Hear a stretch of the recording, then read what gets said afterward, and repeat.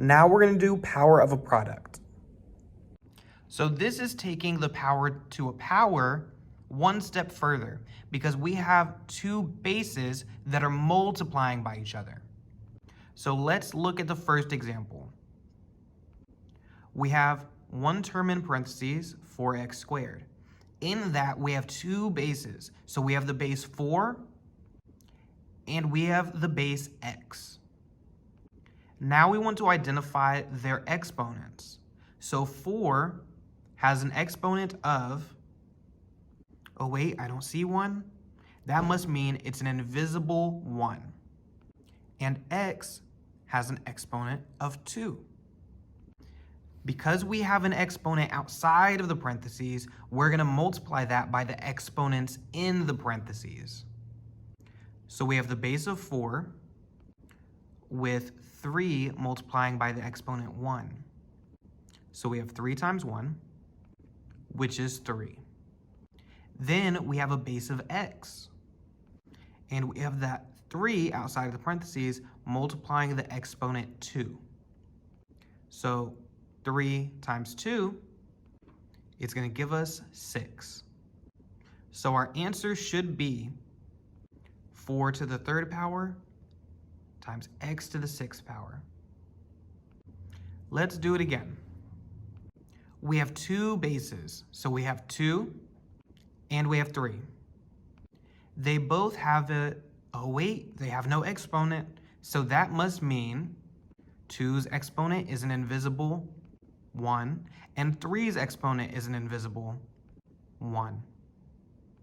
So we're going to rewrite our bases, starting with 2, and then we're going to multiply the outer exponent, so 3 times the inner exponent 1,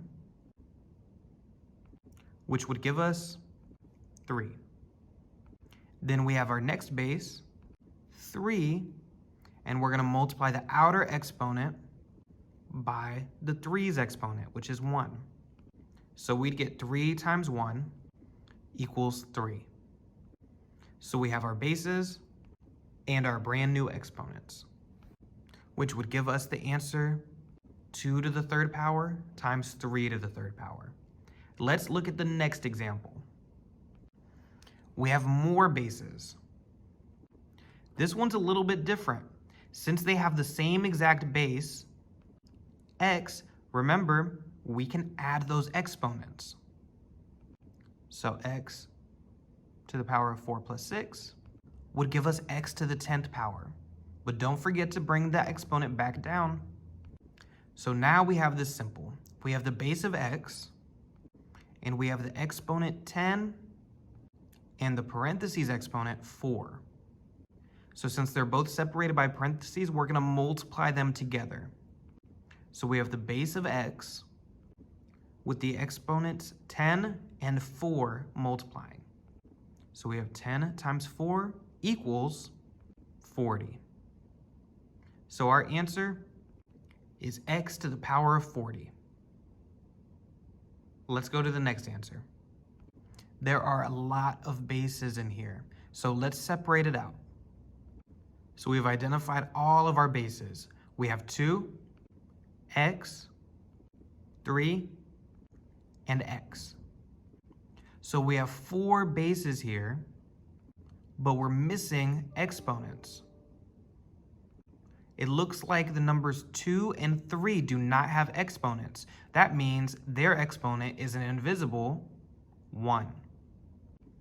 What we want to do is make sure that all of the similar things are next to each other. So the regular numbers, the constants, are going to be next to each other. And the similar variables, x, are going to be next to each other. So now we want to use what we did before. So 2 times 3 can both be multiplied. So 2 times 3 is going to give us 6. And x squared times x squared, remember we add up their exponents. So 2 times 2 would equal 4. So now we have 6 to the 1st power times x to the 4th power, all in parentheses, times 3. So I'm going to multiply my outer exponent by my inner exponents.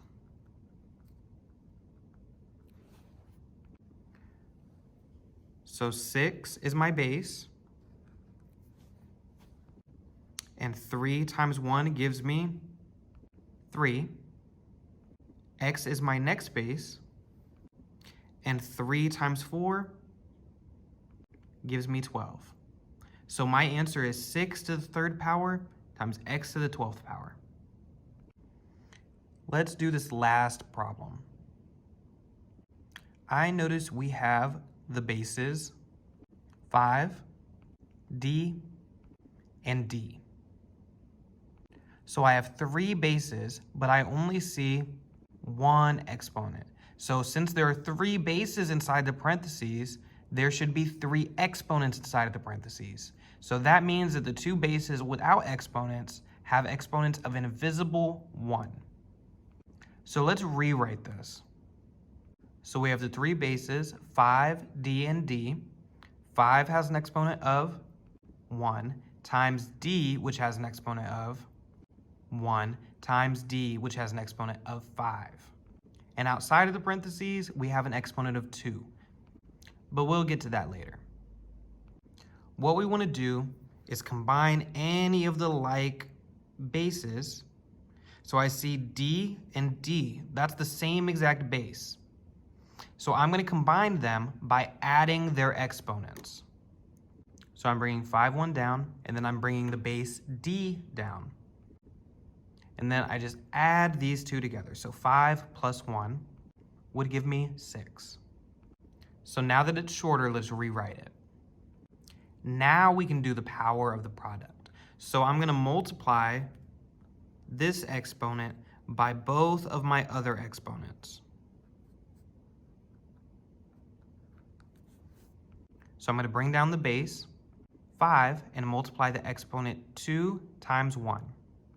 And that would give me 2. Then I have the base d, and I'm going to multiply its exponent, 6, by the outer exponent, 2.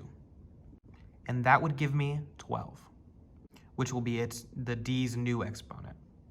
So now I can write my answer, 5 to the 2nd power times d to the 12th power.